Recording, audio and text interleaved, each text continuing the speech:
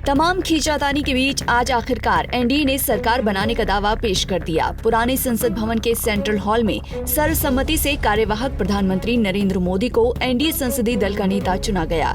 इस दौरान सबसे पहले बीजेपी के सीनियर लीडर राजनाथ सिंह ने एनडीए के संसदीय दल के नेता के रूप में नरेंद्र मोदी के नाम का प्रस्ताव रखा। साथियों, आप सबको जानकारी है कि आज हम भारतीय जनता पार्टी के संसदीय दल के नेता व एनडीए संसदीय दल के नेता व लोकसभा में नेता के चयन के लिए यहां पर हम सब एकत्रित हैं। मैं समझता हूं कि मोदी जी का नाम इन सारे पदों के लिए सबसे योग्य, उपयुक्त और सर्वोत्तम है।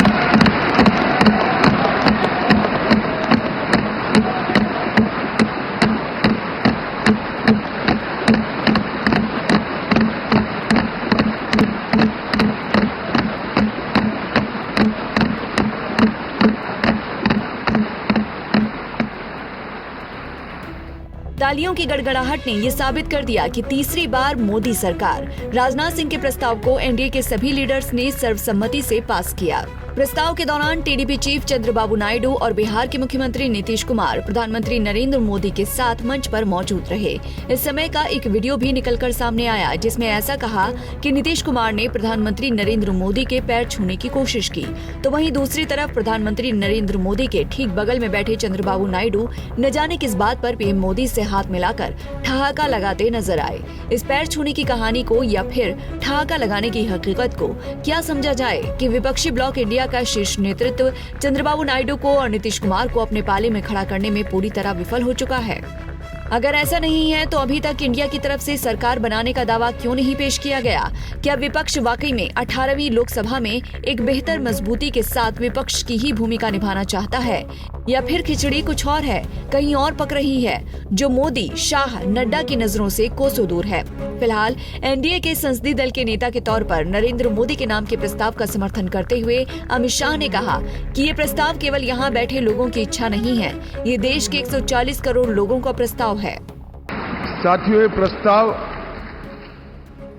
सिर्फ हम सब बैठे हुए चंद लोगों के मन की इच्छा नहीं, यहाँ बैठे हुए एनडीए के घटक दलों की एक सर्वसम्मत इच्छा भी नहीं है। ये प्रस्ताव 140 करोड़ की देश की जनता के मन का प्रतिघोष।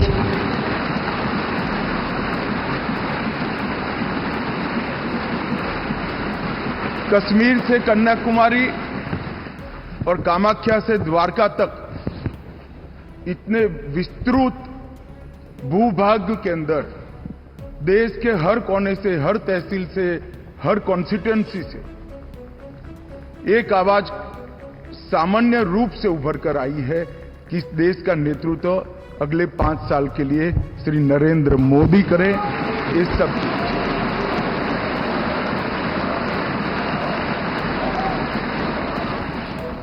एनडीए संसदीय दल के नेता के रूप में नरेंद्र मोदी ने सांसदों को सतर्क करते हुए कहा, हो सकता है मेरे सिग्नेचर के साथ कोई लिस्ट बाहर निकल आए कि ये मंत्री बन गए हैं, हो सकता है कोई बुद्धिमान विभाग भी बांट दे। आजकल कई लोग सरकार बनाने में लगे हुए हैं, मंत्री पद बांट रहे हैं, व्यवस्था बांट रहे हैं। मैं आपसे आग्रह पूर्वक कहता हूँ, जो लोग मोदी को जानते हैं, ये सारे प्रयास निरर्थक हैं भाई। आप देखते हैं कि इन दिनों पिछले 2 दिन से आप टीवी पे देखते होंगे, एक भी सच्चाई मुझे उसमें नजर नहीं आई। कोई ये कह रहा है, कोई वो कह रहा था, सब मैंने कहा भी जरा पूछो तो ये जानकारी लाते कहां से? गपगोले चला रहे, किसी के खाते में कुछ भी डाल करके चल रहा है। तो मतलब ये थोड़े दिन, क्योंकि 10 साल से ऐसे अवसर नहीं मिले हैं, तो शायद ये उबाल जरा ज्यादा रहेगा। लेकिन आप मान के चलिए जी, ऐसे लोग कोई पहुंचेंगे, बस साहब मेरा अच्छा संबंध है, मंत्री में आपका नंबर कर सकता हूं, आया। हमें भी पता नहीं होता है यार, हो सकता है मिनिस्टर बनने का ही रास्ता होगा तो हम भी गलती से उसका हाथ पकड़ लेते हैं और वो पता नहीं वो किस खाई में डुबो देता है। कभी कभी तो शायद अब तो टेक्नोलॉजी ऐसी है कि हो सकता है मेरे सिग्नेचर से कोई लिस्ट बाहर निकल जाए कि ये मंत्री बन गए। हो सकता है कोई बुद्धिमान डिपार्टमेंट भी बांट दे। तो आजकल कई लोग सरकार बनाने में लगे हुए हैं, मंत्री पद बांट रहे हैं, पद बांट रहे हैं, व्यवस्था बांट रहे हैं। मैं आपसे आग्रहपूर्वक कहता हूं, और जो मोदी को जानते हैं, ये सारे प्रयास निरर्थक है वे।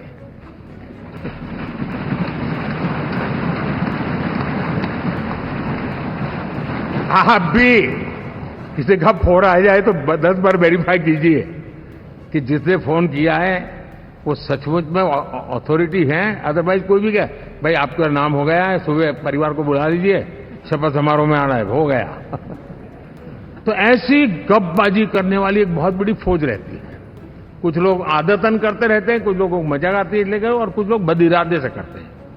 मेरा सभी सांसदों से आग्रह है कि हम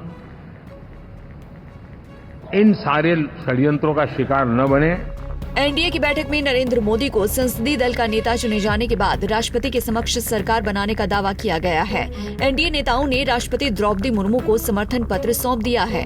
9 जून को नरेंद्र मोदी लगातार तीसरी बार देश के प्रधानमंत्री के तौर पर शपथ लेंगे। जानकारी के मुताबिक उन्होंने अपने शपथ ग्रहण समारोह के लिए भूटान के किंग, श्रीलंका के राष्ट्रपति और नेपाल, बांग्लादेश और मॉरिशस के प्रधानमंत्रियों सहित कई प्रमुख नेताओं को निमंत्रण भेजा है। Bureau report, Punjab Kesari TV. हमसे जुड़े रहने के लिए हमारे YouTube चैनल को सब्सक्राइब करें और नई वीडियो की नोटिफिकेशन के लिए बेल आइकॉन को दबाएं।